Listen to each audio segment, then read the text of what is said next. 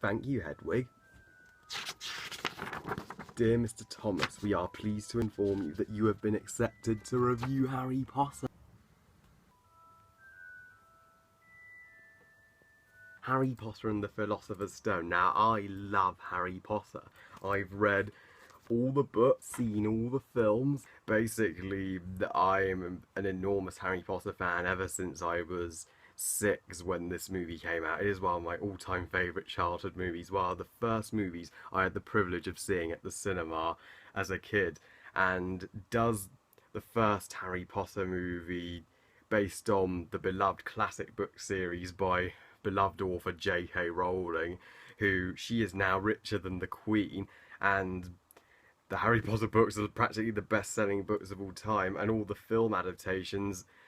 Harry Potter is now the second highest grossing movie franchise of all time until the Marvel Cinematic Universe took over, of course. What the hell? And I've read the books and I have to say I like them, but they're just a little too long for me. But what about the films? Well, we're about to find out when I take a look at all 8 of them in a series of 8 reviews. I am a genuine fan of this book, and it is your job to enlist all of this movie's flaws for being so completely and utterly different. Whoa, whoa, whoa, I am not going to criticise a movie adaptation of a book just for being a little different from a book. As long as it follows the basic storyline, that's fine, and I don't mind some changes an adaptation makes as long as it makes a better film and improves over the flaws of the book. The Philosopher's Stone begins with Dumbledore, McGonagall and Hagrid dropping baby Harry off at the Dursleys at number 4 Privet Drive. Now, Harry's life with the Dursleys 10 years later, it's pretty crap. Every waking moment of his life, they make it hell for him. They treat him as a slave, they make him sleep in the cupboard under the stairs, and they just don't love him at all. And they completely spoil Dudley. He's even not satisfied when he gets 36 presents. He's just like, but last year I had 37. Whoa, damn. And may I address Daniel Radcliffe as Harry Potter, just it's a miracle he was cast as Harry Potter. It's perfect casting. I mean, when Daniel Radcliffe was only a kid, he wasn't sure he was going to get the part, but when he heard he did, he just cried and cried and cried. And you would if you were a 10-year-old who'd just been offered a role in a movie. And Richard Griffiths, Fiona Shaw and Harry Melling, they are wonderful as the Dursleys. They bring so much comic relief as well as they're brilliant. They do a brilliant job of portraying arseholes with some liability. And the scene where Harry frees the python from London Zoo in the reptile house by speaking Parcelsang to it it's a classic, iconic scene, and no wonder it got London Zoo more tourism. And I just love the part where the owls come to Dursley's house to tell Harry he's been accepted at Hogwarts, and they just get overwhelmed with letters. That's a great use of practical effects, because those were all pretty much real letters. It goes to show how you didn't really need CGI back then to make a great movie. And then Rudius Hagrid comes in and he tells Harry, "You're a wizard," and he whisks Harry off to Diagon Alley to get his things for Hogwarts. Now, Robbie Coltrane plays Hagrid, and again, absolute perfect casting. JK Rowling herself begged Chris Columbus to cast Robbie as Hagrid, and thank God he did, because Robbie, he looks the part, he sounds the part, he portrays Hagrid's kind heart. He's just an outstanding actor. And Diagon Alley is a beautiful set too. In fact, all of the Harry Potter sets are great. They put so much care and detail. It's such a shame they never won a single Oscar for them. And of course, Gringotts looks great. The makeup on the goblins looks great. This movie, and Ollivanders even looks great and wonderful. This movie brings the world of Harry Potter so brilliantly to life. And the moment where Harry gets his wand in Ollivanders, wonderful, classic moment in the Harry Potter series. And John Hurt, again, amazing as Mr. Ollivander. Well, John Hurt's one of the greatest actors of all time. Of course, he's give a good performance. And then Harry learns that from Hagrid that Voldemort tried to kill Harry when he was a baby, and of course Harry survived because his mother Lily, her love protected him, and her love kept him alive, and Harry has become. That's why Harry's become known as the boy who lived. Now, when Harry goes on to platform 9 3/4, again, wonderful sets, and the Hogwarts Express looks great. And this is the first time we meet Ron and Hermione. Ron played by Rupert Grint, and Hermione played by Emma Watson.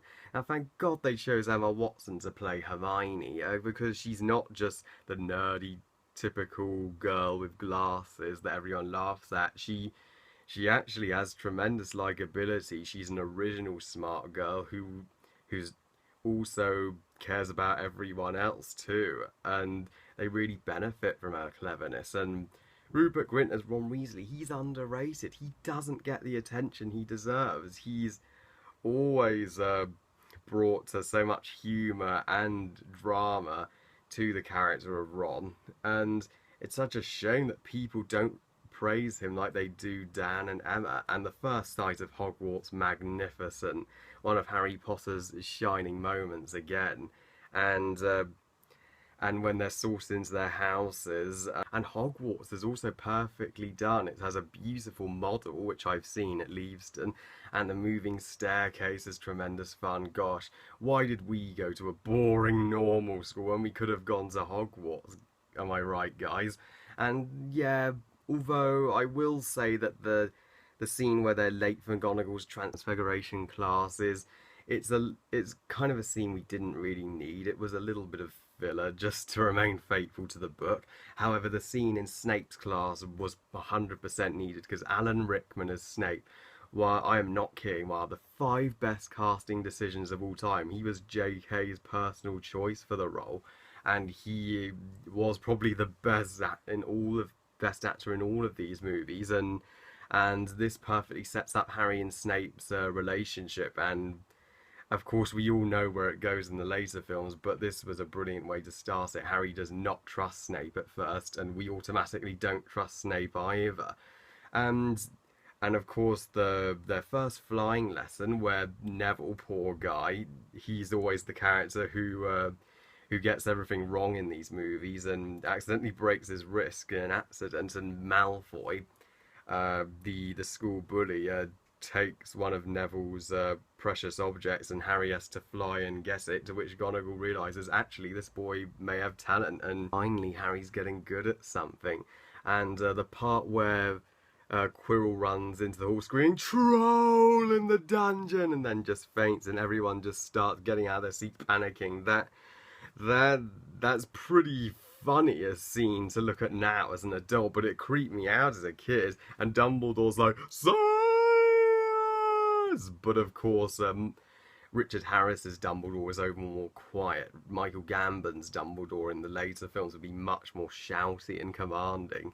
And Harry and Ron go off to save Hermione from the troll in the bathroom. Now, this is one of my personal favourite scenes in the movie. It's a chance where Harry gets to show a lot of his heroic side, but sadly he doesn't cast a single spell in this movie. That's one major flaw. Harry could have had a moment where he cast his first spell, but never happens. In this movie, he kind of sucks, and but thankfully Ron saves the day, knocks out the troll, and they're all awarded 5 points each for sheer dumb luck. And Harry's first Quidditch match, it's not the best Quidditch match in the series. That would be the Quidditch match from Chamber of Secrets, my personal favourite. But granted, it was the first time they did a Quidditch match. It was decent and great effects at the time, of course. And then we see Harry's broom goes out of control because Ron and Hermione believe Snape jinxed the broom. Of course, we know it's actually Quirrell that jinxed the broom, and Snape is trying to protect him. But Hermione sets Snape's cloak on fire, which breaks the jinx, and Harry catches the snitch by coughing it up. And yeah, the trio continue to not trust Snape, which and then at Christmas, Harry gets his invisibility cloak. Now, I always wanted an invisibility cloak as a kid so I could sneak up and go into rooms I wasn't allowed into. It was tremendous fun. So Harry uses the cloak to break into the library to find out somebody called Nicholas Flamel, who has a connection to what Fluffy, the three-headed dog, is guarding on the third floor corridor. And while there, he finds the mirror of Erised in which he sees his parents in a beautiful scene, which really makes you cry. And Dumbledore's like, "Do not go near this mirror again, Harry. It does not do to dwell on dreams and forget to live." And then Hermione finds out in a book that Nicholas Flamel is the owner and the creator of the Philosopher's Stone, and so they go to Hagrid's, who has a dragon egg, and but sadly Malfoy, the little bugger, spied on them, and the four of them are put into detention and have to help Hagrid in the Forbidden Forest find out who's been killing the unicorns. And Harry and Draco, they find Voldemort's spirit. He's drinking unicorn's blood. Now this creeped me the hell out as a kid. I was like, damn, should I be watching this? But luckily he's saved by the centaur Ferenz, who tells Harry that that is Voldemort's spirit trying to keep himself alive, and Harry believes that Snape is not trying to get the stone for himself, he's trying to get the stone for Voldemort. So they find out advice from Hagrid that you just had to play a bit of music to Fluffy and he falls straight to sleep. So they break into the third floor corridor that night, and they try and get past Fluffy, to which they successfully do, even if the harp did wake them up. And then they face a series of challenges like the devil snares, trying to get the key with wings, and they even play an epic battle of wizard's chess. And Hermione's like in an earlier scene, "That's totally barbaric," and Ron's like, "That's wizard's chess." Yeah, wizard's chess, it's completely barbaric and dangerous. And Ron's really sad. Ron really sacrifices himself so that Harry can get through. It will show the beginning of Ron's bravery later on in the films, because in the first few films he is pretty cowardly, but this was one of his defining brave moments. And Hermione lets Harry go on, and Harry faces Professor Quirrell down there, who is actually the one who set the troll out, the one who tried to kill Harry. He's had Voldemort on the back of his head all this time, and he almost kills Harry until Harry protects himself by touching him, disintegrating him in a very brutal showdown for a PG movie. Yeah, this movie is overall very fun and light-hearted in tone, but this is one of its darkest moments, and Voldemort's soul flies through Harry, but luckily Harry holds the stone and survives, and Dumbledore wakes him up in hospital the next day and is like, "You destroyed Professor Quirrell by touching him because your mother's love protected you." And Dumbledore then eats a Bertie Bott's every flavoured bean, which I got from the studio tour, and he gets an earwax, which must be pretty. So Gryffindor win the House Cup with a bit of help from Dumbledore, and Harry realises Hogwarts is his home. But why did he go back to the Dursleys again? Shouldn't Hogwarts find him a better home? I don't know, with the Weasleys. Well, yeah, that's a flaw that everyone points out with these movies. But anyway, that was the Philosopher's Stone, and has it held up? Yeah, I think it has for the most part. I mean, JK Rowling, David Heyman and Chris Columbus, they did a brilliant job with bringing this franchise to life. About 50 directors wanted to bring Harry Potter to the big screen, but Rowling always turned them down. But it was David Heyman who convinced her, and she was absolutely right to do so. It's clear to show how much they cared and loved this franchise. They put so much detail in the sets, the costumes. Everyone here is perfectly cast. And there's so much magic and heart to this film, and a lot of fun comedic moments mixed with drama. The film is very faithful to the book, with the removal of some scenes, rightly so, to prevent it from being too long. But yeah, this movie is a little long. It definitely drags, especially in the middle. They could have cut out a couple of unnecessary parts and just focused on the storyline we needed. And it's also frustrating we don't see Harry do a single spell in this movie. He's so helpless. But luckily that was a flaw they more than made up for in the later films. And the film's lighter, more family-friendly tone works, as it will show the film's maturing and the characters growing up as they go along. And the score by John Williams, wonderful, beautiful. I've been digging this soundtrack for years. I give Harry Potter and the Philosopher's Stone 4.5 stars out of 5. So thank you all for watching. Please like this video and subscribe. And what do you think of the Philosopher's Stone? Let me know, and I'll see you next time.